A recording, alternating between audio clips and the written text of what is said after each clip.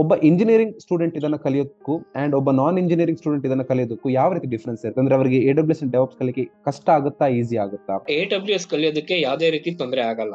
AWS ತುಂಬಾ easy ಇದೆ, ಆರಾಮಾಗಿ ಕಲಿಬಹುದು. ಕನ್ನಡದಲ್ಲಿ ಮಾಡುವಾಗ ತುಂಬಾ ಈಸಿ ಇರುತ್ತೆ, ಎಲ್ರಿಗೂ ಆರಾಮಾಗಿ ಕಲಿಬಹುದು. ಅದು ಕೂಡ ಒಂದು ಮೇನ್ ರೀಸನ್ ನನಗೆ ಮೈಕ್ರೋ ಡಿಗ್ರಿ ಜಾಯ್ನ್ ಆಗಿದ್ದಕ್ಕೆ. Trainers have trained well their students in micro degree. Each and every concept ಅವರು ನಿಧಾನವಾಗಿ ಬಹಳ ಪೇಷನ್ಸ್ ಇಂದ ಅವರು ನೀಟಾಗಿ ಹೇಳ್ಕೊಟ್ಟಿದ್ದಾರೆ. ಕೋರ್ಸ್ ನ ಕಂಪ್ಲೀಟ್ ಮಾಡಿದ್ಮೇಲೆ ನನಗೆ ಮೈಕ್ರೋ ಡಿಗ್ರಿಯಿಂದ ಈಗ ಪ್ಲೇಸ್ಮೆಂಟ್ ಆಗಿದೆ. So I thank micro degree. Myself, Uday Kumar, completed Diploma in Electronics and Communication from Adgir Polytechnic in 2013 from Electronics and Communication stream. After that, I moved to PAM Networks as a network support engineer in 2013. As days passed, I joined Defense R&D, Research and Development Organization on contractual basis. ಅಲ್ಲಿಂದ ನಾನು DRDO join ಆದೆ contract base ಮೇಲೆ.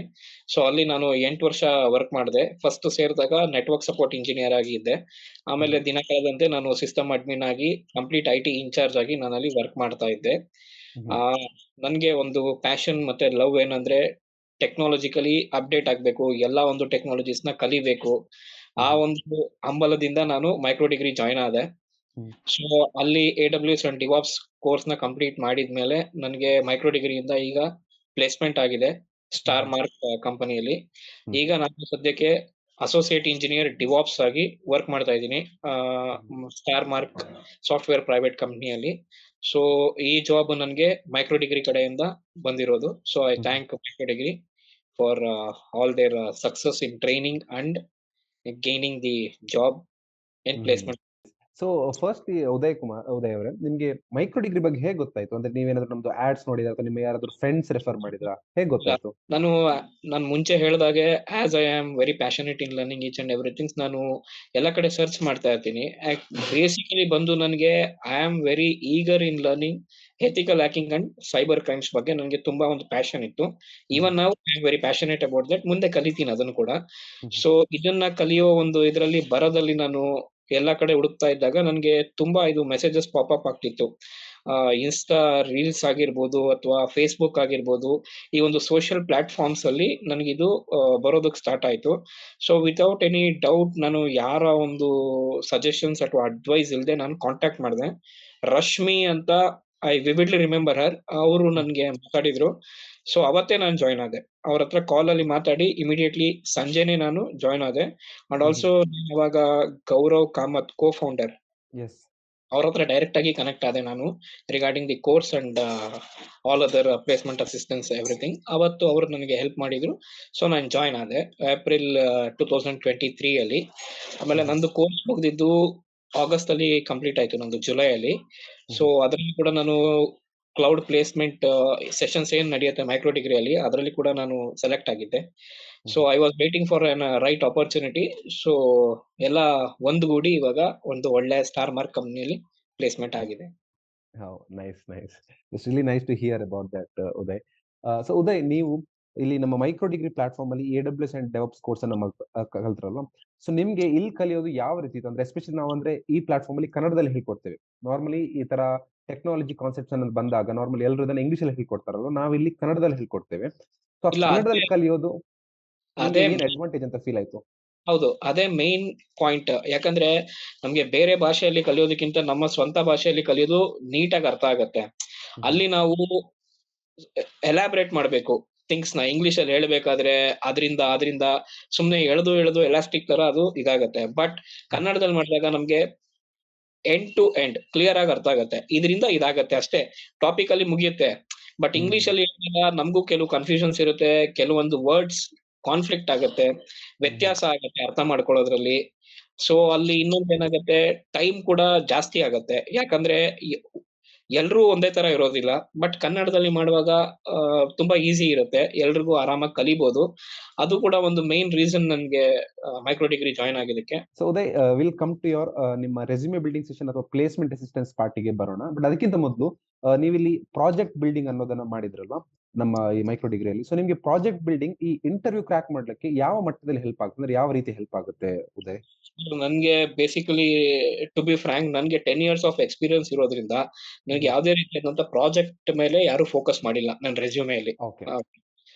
ನನ್ಗೆ what are the topics, ನಾನು already ಸ್ವಲ್ಪ AWS ಅಲ್ಲಿ ನಾನು ಇದ್ ಮಾಡಿದ್ದೆ, ಮಾನಿಟರಿಂಗ್ ಮಾಡ್ತಾ ಇದ್ದೆ. ಏನಂದ್ರೆ ಲೋಡ್ ಬ್ಯಾಲೆನ್ಸರ್ಸ್ ಆಟೋ ಸ್ಕೇಲಿಂಗ್ ಆಗ್ತಾ ಇದೆಯಾ ಇಲ್ವಾ ಅನ್ನೋದು, ಅದು ಹೆಲ್ತ್ ಚೆಕಪ್ ಅದನ್ನ ಮಾಡ್ತಾ ಇದ್ದೆ. ಸೊ ಜಸ್ಟ್ ನಾನು ಅದನ್ನ ರೆಸ್ಯೂಮೆಲ್ಲಿ ಆಡ್ ಮಾಡಿರೋದ್ರಿಂದ ಓನ್ಲಿ ದೇ ಫೋಕಸ್ಡ್ ಅಪಾನ್ ಮೈ, ನನ್ ಇದಕ್ಕೆ ವೇಟೇಜ್ ಎಲ್ ಬಂತು ನನ್ ರೆಸ್ಯೂಮೆಗೆ ಅಂದ್ರೆ I work for defence R&D 8 years. That was the main weightage for my resume. So ಅಲ್ಲಿಂದ ನಂದು ರೆಸ್ಯೂಮೆಗೆ ಇದಾಯ್ತು. ಅಂಡ್ ಆಲ್ಸೋ ನಾನು ಮೈಕ್ರೋ ಡಿಗ್ರಿಯಲ್ಲಿ ಮಾಡಿರೋದ್ರಿಂದ, ಮೈಕ್ರೋ ಡಿಗ್ರಿ ಕಡೆಯಿಂದನೇ ನಾನು ಸ್ಟಾರ್ ಮಾರ್ಕ್ಗೆ ಇಂಟರ್ವ್ಯೂ ಕ್ರ್ಯಾಕ್ ಮಾಡಿದ್ರಿಂದ they have a special concern and special score for micro degree. ಯಾಕಂದ್ರೆ they know very well that trainers have trained well their students in micro degree. ಹಾಗಾಗಿ ನಂಗೆ ಅದೇನು ಕ್ರ್ಯಾಕ್ ಮಾಡೋದಕ್ಕೆ ಅಷ್ಟು ಇದಾಗ್ಲಿಲ್ಲ. ಬಟ್ ಟು ಬಿ ಫ್ರಾಂಕ್ ನನ್ಗೆ ಎಲ್ಲೂನು ಪ್ರಾಜೆಕ್ಟ್ಸ್ ಬಗ್ಗೆ ಆಗ್ಲಿ ಅಥವಾ ನಂದು ಯಾವ್ದು ಡಿಪ್ಲಾಯ್ಮೆಂಟ್ ಬಗ್ಗೆ ಯಾವ್ದೂನು ಎಲ್ಲೂ ಕ್ವೆಶ್ಚನ್ಸ್ ರೈಸ್ ಆಗಿಲ್ಲ ನನ್ನ ಇಂಟರ್ವ್ಯೂ ಅಲ್ಲಿ.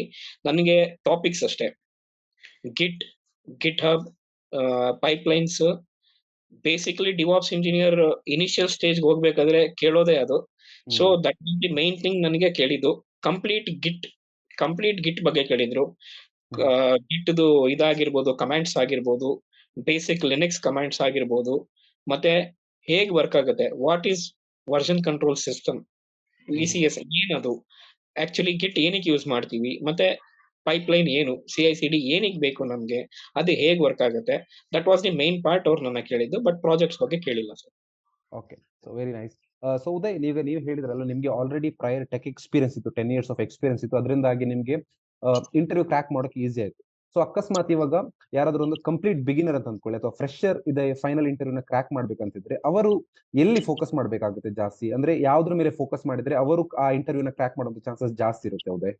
ಸರ್ ನನ್ ಪ್ರಕಾರ ಅವರು ಇಂಟರ್ವ್ಯೂ ಕ್ರ್ಯಾಕ್ ಮಾಡ್ಬೇಕಾದ್ರೆ ಅವ್ರಿಗೆ ಏನ್ ಗೊತ್ತಿದೆ ಅದನ್ನ ಮಾತ್ರ ಅವರು ರೆಸ್ಯೂಮೇಲ್ ಹಾಕ್ಬೇಕು.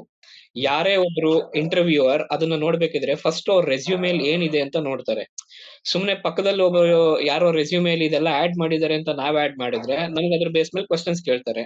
ನಾವ್ ಆನ್ಸರ್ ಮಾಡಿಲ್ಲ ಅಂದ್ರೆ ಆಟೋಮೆಟಿಕ್ಲಿ ನಮ್ದು ನೇಮ್ ಡೌನ್ ಆಗುತ್ತೆ. ಇನ್ ದ ಮೀನ್ ವೈಲ್ ನಮ್ಮನ್ನ ಇಂಟರ್ವ್ಯೂಗೆ ಯಾರು ರೆಫರ್ ಮಾಡಿರ್ತಾರೆ ಅವ್ರ ವ್ಯಾಲ್ಯೂ ಕೂಡ ಡೌನ್ ಆಗುತ್ತೆ. ಬಟ್ ಏನಂದ್ರೆ technically how skilled you R,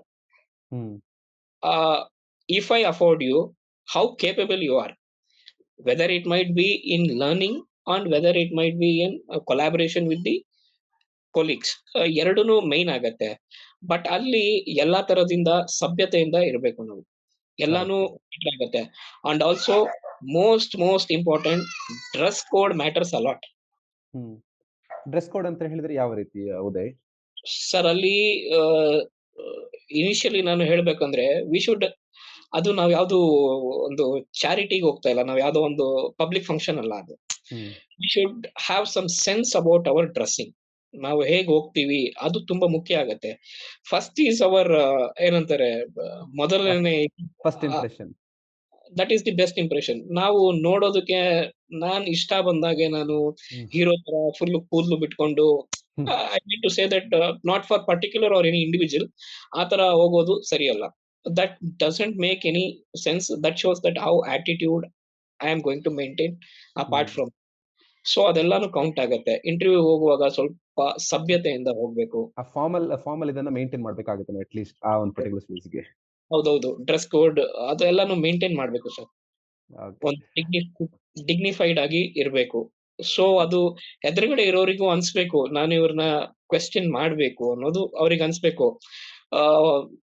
ನೋಡಿದ ತಕ್ಷಣ ಅವರಿಗೆ ಇವನ್ ಮಾಡೋದೇ ಬೇಡ ಅನ್ನೋ ತರ ಅವ್ರಿಗೆ ಅನ್ಸ್ಬಾರ್ದು. ಕರೆಕ್ಟ್. ಸೊ ಉದಯ್, ಇನ್ನೊಂದು ವೆರಿ ಇಂಪಾರ್ಟೆಂಟ್ ಕ್ವೆಶ್ಚನ್ ಇದೆ. ಏನಪ್ಪಾ ಅಂತ ಹೇಳಿದ್ರೆ, ಸೊ ನಾರ್ಮಲಿ ನಮ್ಮ ಈ ಪ್ಲಾಟ್ಫಾರ್ಮ್ ಅಲ್ಲಿ ಈ AWS ಅಂಡ್ DevOps ಕೋರ್ಸ್ ಇದೆ ಅಲ್ವಾ, ಇದನ್ನ ಇಂಜಿನಿಯರಿಂಗ್ ಬ್ಯಾಕ್ ಗ್ರೌಂಡ್ ಇರೋರು ಕೂಡ ಮಾಡ್ತಾರೆ, ಅಂದ್ರೆ ಪ್ರಯರ್ ವರ್ಕ್ ಎಕ್ಸ್ಪೀರಿಯನ್ಸ್ ಇರೋರು. ಅಟ್ ದ ಸೇಮ್ ಟೈಮ್ ಈ ನಾನ್ ಇಂಜಿನಿಯರಿಂಗ್ ಅಂದ್ರೆ ಸೇ ಫಾರ್ ಎಕ್ಸಾಂಪಲ್ ಕೆಲವರು ನಾನ್ IT ಬ್ಯಾಕ್ ಗ್ರೌಂಡ್ ಇರ್ತಾರಲ್ಲ, ಇಂಜಿನಿಯರಿಂಗ್ ಅಲ್ಲೇ ನಾನ್ IT ಬ್ಯಾಕ್ ಗ್ರೌಂಡ್ ಆಗಿರ್ಬೋದು, ಅಥವಾ ಈ MBA ಅಥವಾ ಆ ರೀತಿ ಬ್ಯಾಕ್ ಗ್ರೌಂಡ್ ಇರೋರು. ಸೊ ಅಂತವರಿಗೂ ಈ ಕೋರ್ಸ್ ಅನ್ನ ಕಲಿತು IT ಫೀಲ್ಡ್ ಅನ್ನು ಸೇರುವಂತ ಇಂಟ್ರೆಸ್ಟ್ ಇರುತ್ತೆ. ಸೊ ಒಬ್ಬ ಇಂಜಿನಿಯರಿಂಗ್ ಸ್ಟೂಡೆಂಟ್ ಇದನ್ನ ಕಲಿಯೋದಕ್ಕೂ ಅಂಡ್ ಒಬ್ಬ ನಾನ್ ಇಂಜಿನಿಯರಿಂಗ್ ಸ್ಟೂಡೆಂಟ್ ಇದನ್ನ ಕಲಿಯೋದಕ್ಕೂ ಯಾವ ರೀತಿ ಡಿಫ್ರೆನ್ಸ್ ಇರುತ್ತೆ? ಅಂದ್ರೆ ಅವರಿಗೆ AWS ಅಂಡ್ ಡೆವಲಪ್ಸ್ ಕಲಿಕೆ ಕಷ್ಟ ಆಗುತ್ತಾ, ಈಸಿ ಆಗುತ್ತಾ? ಅಂದ್ರೆ ಈಸಿ ಕಷ್ಟ ಆಗೋದಾದ್ರೆ ಯಾವ ರೀತಿ ಎಫರ್ಟ್ ಇರ್ಬೇಕು ಅವ್ರದ್ದು? ಸರ್, AWS ಕಲಿಯೋದಕ್ಕೆ ಯಾವುದೇ ರೀತಿ ತೊಂದರೆ ಆಗಲ್ಲ. AWS ತುಂಬಾ ಈಸಿ ಇದೆ. ಆರಾಮಾಗಿ ಕಲಿಬಹುದು. ಆದ್ರೆ ಡಿವಾಪ್ಸ್ ಮೇಲೆ ಅವ್ರು ಫೋಕಸ್ ಮಾಡ್ತಾರಂದ್ರೆ ಅವರಿಗೆ ಸ್ವಲ್ಪ ಎಕ್ಸ್ಪೀರಿಯನ್ಸ್ ಬೇಕಾಗುತ್ತೆ AWS ಮೇಲೆ. ಹ್ಮ್. ಡೈರೆಕ್ಟ್ ಆಗಿ ಅವರು ಡಿವಾಪ್ಸ್‌ಗೆ ಜಾಯಿನ್ ಆದ್ರೆ ನಾನ್ ಐಟಿ ಇಂದ ಐಟಿಗೆ ಬಂದವರು ಅದು ಸ್ವಲ್ಪ ಅವರಿಗೆ ಕಷ್ಟ ಆಗತ್ತೆ. ಹ್ಮ್. ಯಾವುದೇ ಒಂದು ಟೂಲ್ ಆಗಿರ್ಬೋದು. ಇನಿಷಿಯಲ್ ಸ್ಟೇಜಸ್ ಅಲ್ಲಿ ಯಾರು ಕೂಡ ಸ್ಕ್ರಿಪ್ಟಿಂಗ್ ಆಗ್ಲಿ ಇದೆಲ್ಲ ಫೋಕಸ್ ಮಾಡಲ್ಲ. ನಾವು ಎಷ್ಟೇ ಎಕ್ಸ್ಪೀರಿಯನ್ಸ್ ಇದ್ರೂನು ಅವ್ರು ಅದನ್ನ ಫೋಕಸ್ ಮಾಡಲ್ಲ. ಬಟ್ AWS ಅಲ್ಲಿ ಕಂಪ್ಲೀಟ್ಲಿ ಸ್ವಲ್ಪ ಆದ್ರೂ ಒಂದು 6 ತಿಂಗಳು ಅವರಿಗೆ ಎಕ್ಸ್ಪೀರಿಯನ್ಸ್ ಆದ್ರೆ ಅವರಿಗೆ ಡಿವಾಪ್ಸ್ ಬಗ್ಗೆ ಒಂದು ಐಡಿಯಾ ಬರುತ್ತೆ. ಕಲ್ತಿದ್ರೆ ವೆಲ್ ಅಂಡ್ ಗುಡ್. ಬಟ್ ಆಮೇಲೆ ಅವ್ರ ಕೆರಿಯರ್‌ನ ಸ್ಟಾರ್ಟ್ ಮಾಡ್ಬೋದು. ಇನಿಷಿಯಲಿ ಹೋಗ್ತಾ ವೆರಿ ಫಸ್ಟ್ ಸ್ಟೆಪ್ ಡಿವಾಪ್ಸ್‌ಗೆ ಹೋದ್ರೆ ಅವರಿಗೆ ಕಷ್ಟ ಆಗತ್ತೆ. ಬಟ್ AWS ಅಲ್ಲಿ ಮಾನಿಟರಿಂಗ್ ಆಗಿ, ಸಪೋರ್ಟ್ ಆಗಿ ಹೋಗಿ ಆಮೇಲೆ ಡಿವಾಪ್ಸ್‌ಗೆ ಜಂಪ್ ಆದ್ರೆ they will be having a very good ಏನಂತಾರೆ excellent career. Correct, correct. Okay, awesome. So ನೀವು ಮಾತಾಡೋದು ಕೇಳಿ ತುಂಬಾ ಖುಷಿ ಆಗುತ್ತೆ ಉದಯ್. ಸೊ ಉದಯ್, ಸೊ ನೀವು ಮೈಕ್ರೋ ಡಿಗ್ರಿ ಪ್ಲಾಟ್ಫಾರ್ಮ್‌ಗೆ ಬಂದ್ರಿ, ಈ AWS ಅಂಡ್ ಡೆವಲಪ್ಸ್ ಕೋರ್ಸ್ ಅನ್ನ ಮಾಡಿದ್ರಿ, ಇಲ್ಲಿ ಜಾಬ್ ಕೂಡ ಪಡ್ಕೊಂಡ್ರಿ. ಸೊ ನಿಮ್ ತರಾನೇ ತುಂಬಾ ಜನ ಸ್ಟೂಡೆಂಟ್ಸ್ ಅಥವಾ ಲರ್ನರ್ಸ್ ಇರ್ಬೋದು, ಅವರಿಗೆ ಈ ಕೋರ್ಸ್ ಅನ್ನ ಮಾಡ್ಬಿಟ್ಟು ಈ ಪರ್ಟಿಕ್ಯುಲರ್ ಫೀಲ್ಡ್ ಜಾಬ್ ಪಡ್ಕೊಳ್ಬೇಕಂತ ಇರುತ್ತೆ. ಸೊ ಅಂತವರಿಗೆ ನೀವು ಅಕಸ್ಮಾತ್ ಈಗ 60 ಸೆಕೆಂಡ್ ಅಲ್ಲಿ ಹೇಳ್ಬೇಕಂತಿದ್ರೆ ಏನ್ ಹೇಳಿಕ್ ಇಷ್ಟಪಡ್ತೀರಾ Uday? Concentration main. Concentration and dedication.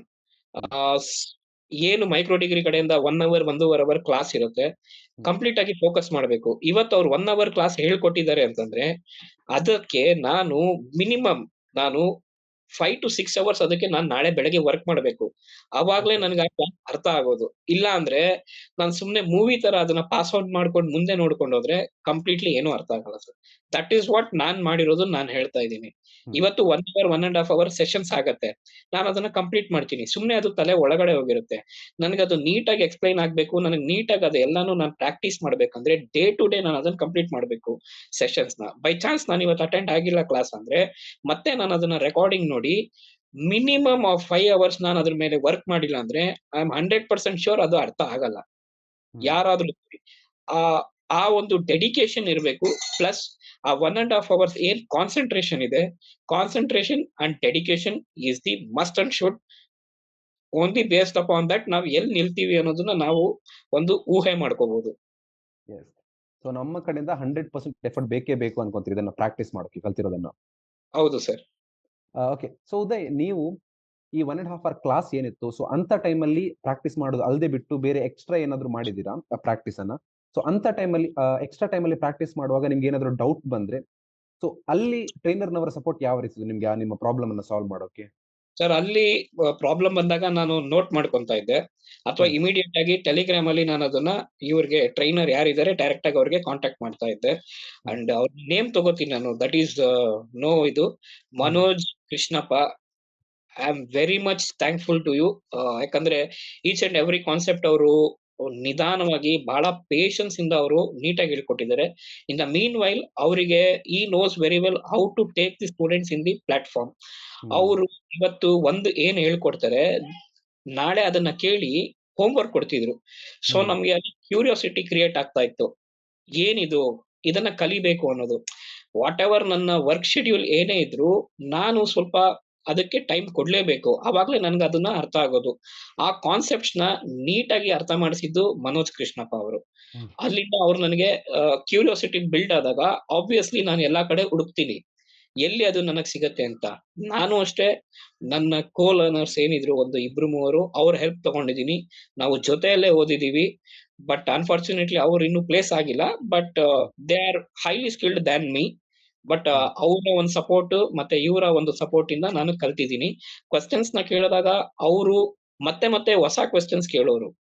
Hmm. So ಅದು ನಮ್ಗೆ ಇನ್ನೂ ಕ್ಯೂರಿಯಾಸಿಟಿ ಜಾಸ್ತಿ ಆಗ್ತಾ ಇತ್ತು. ಇವತ್ತೊಂದು ಆನ್ಸರ್ ಮಾಡಿದ್ರೆ ನಾಳೆ ಇನ್ನೊಂದು ಕ್ವೆಶ್ಚನ್ ಕೇಳ್ತಿದ್ರು. ಅವಾಗ ನಮ್ಗೆ ಅನ್ನಿಸ್ತಿತ್ತು.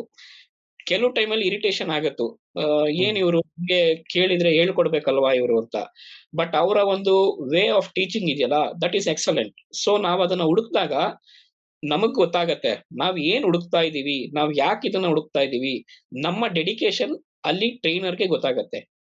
ಟ್ರೈನರ್‌ಗೆ ನಮ್ ಡೆಡಿಕೇಶನ್ ಇಲ್ಲ ಅಂದಾಗ ಏನಾಗತ್ತೆ, ಅವ್ರ ಪಾಡಿಗೆ ಅವರು ಸಿಲೆಬಸ್‌ನ ಕಂಪ್ಲೀಟ್ ಮಾಡಿ ಸ್ಟಾಪ್. ಎಕ್ಸಾಕ್ಟ್ಲಿ. ಬಟ್ ಅವರಿಗೆ ಯಾವಾಗ ಇವರು ಪ್ಯಾಷನೇಟ್ ಇದಾರೆ, ಕಲಿಬೇಕನ್ನೋ ಹಂಬಲ, ಬಯಕೆ ಇವರಲ್ಲಿ ಇದೆ ಅಂತ ಗೊತ್ತಾಗುತ್ತೆ, ಅವರುನು ತುಂಬಾ ಜಾಸ್ತಿ ಹೇಳೋದಕ್ಕೆ ಪ್ರಯತ್ನ ಪಡ್ತಾರೆ. ಬಟ್ ಅದನ್ನ ಪ್ರಯತ್ನ ಮನೋಜ್ ಅವರು ಮಾಡಿದ್ದಾರೆ. ನನ್ನ ಕಂಪ್ಲೀಟ್ ಬ್ಯಾಚ್ ಮೇಟ್ಸ್ ಕೂಡ ಅದರಲ್ಲಿ ಇದ್ದಾರೆ. I am thankful to everyone. Very true, very true. Okay. So Uday, ನನ್ನ ಪರ್ಸನಲ್ ಕ್ವೆಶ್ಚನ್ ಒಂದು, ಯಾಕಂದ್ರೆ ನೀವು ಈ ಪರ್ಟಿಕ್ಯುಲರ್ ಕೋರ್ಸ್ ಅನ್ನ ಮಾಡ್ಬೇಕಂತಿದ್ರೆ, ಸೊ ಅಂತ ಟೈಮಲ್ಲಿ ನೀವು ವರ್ಕ್ ಮಾಡ್ತಿದ್ರ ಅಥವಾ ಅದಕ್ಕೋಸ್ಕರ ಏನಾದ್ರು ಬ್ರೇಕ್ ತಗೊಂಡಿದ್ರ ನೀವು? ಇಲ್ಲ ಸರ್, ವರ್ಕ್ ಮಾಡ್ತಾ ಇದ್ದೆ. ವರ್ಕ್ ಸೊ ಮಾಡ್ತಾ ಇದ್ದೆ. ಅಲ್ಲಿ ಓಕೆ. ನನ್ಗೆ ಒಂದು ಅಡ್ವಾಂಟೇಜ್ ಏನಿತ್ತು ಅಂದ್ರೆ ನನ್ಗೆ ಸ್ವಲ್ಪ ಫೀಲ್ಡ್ ವರ್ಕ್ ಟೈಪ್ ಇತ್ತು ನನ್ಗೆ. So okay. ಅಲ್ಲಿ I was able to manage everything. ನನಗೆ ಆಫೀಸಲ್ಲಿ ಒಂದು 2 ಅವರ್ಸ್ ಟೈಮ್ ಸಿಗ್ತಾ ಇತ್ತು ನನ್ಗೆ. ಹ್ಮ್. ಇದು ಒಂದು ಪ್ಲಸ್ ಸ್ವಲ್ಪ ನೈಟ್ ಅಲ್ಲಿ ಇದ್ ಮಾಡ್ತಾ ಇದ್ದೆ. ಸೊ ನಿಮ್ಗೆ ಅದರಿಂದಾಗಿ ಯಾವುದೇ ರೀತಿಯ ತೊಂದರೆ ಆಗ್ಲಿಲ್ಲ ಕಲಿಯೋಕೆ? ಆಗಿಲ್ಲ. Okay, awesome, awesome. ಸೊ ತುಂಬಾ ಖುಷಿ ಆಯ್ತು ಉದಯ್ ನಿಮ್ ಜೊತೆ ಮಾತಾಡಿ. ನಿಮ್ಮ first of all thank you so much ನಿಮ್ಮ ಒಂದು ಎಕ್ಸ್ಪೀರಿಯನ್ಸ್ ಅನ್ನು ಶೇರ್ ಮಾಡಿರೋದಕ್ಕೆ. ಅಂಡ್ ನನ್ನ ಕಡೆಯಿಂದನು and at the same time behalf of entire team ಅದು of micro degree, we wish you very all the best for your future. So ಹೀಗೇನೆ grow ಆಗ್ತೀರಿ and make micro degree proud. So thank you so much.